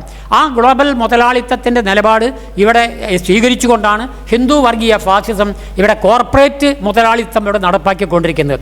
ഇത്തരം ഒരു സാഹചര്യത്തിൽ ഇന്ത്യൻ ജനത കൂടുതൽ വർഗീയവൽക്കരിക്കപ്പെടും, കൂടുതൽ മതവൽക്കരിക്കപ്പെടുമെന്ന ആശങ്ക ഞാൻ നിങ്ങളെ ശ്രദ്ധയിൽപ്പെടുത്തുകയാണ്. എന്തുകൊണ്ടെന്നാൽ ഈ ഉള്ളവനും ഇല്ലാത്തവനും തമ്മിലെ അന്തരം അതിഭീകരമായി കൂടിക്കൊണ്ടേയിരുന്നാൽ ഇന്ത്യയിൽ ഇന്നുള്ള 10% മുതലാളിമാരും 90% ദാരിദ്ര്യരേഖയുടെ താഴെയും ഉള്ള ആളുകളുടെ കണക്കുണ്ടല്ലോ, അതൊരു 10 കൊല്ലം കഴിയുമ്പോഴേക്കും 5% പണക്കാരും 95% ദാരിദ്ര്യരേഖയുടെ താഴെയുള്ള ആളുകളും അതൊരവസ്ഥയിലേക്ക് മാറാനിടയുണ്ട്.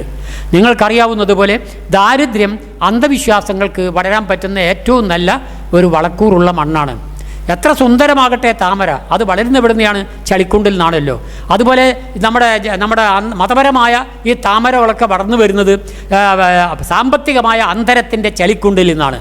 സാമ്പത്തിക അന്തരം നിലനിൽക്കുന്ന ഒരു സമൂഹത്തിൽ അന്ധവിശ്വാസങ്ങൾ ഉന്മൂലനം ചെയ്യുക എന്ന് പറയുന്നത് പ്രായോഗികമായി വിജയിക്കാനിടയില്ല.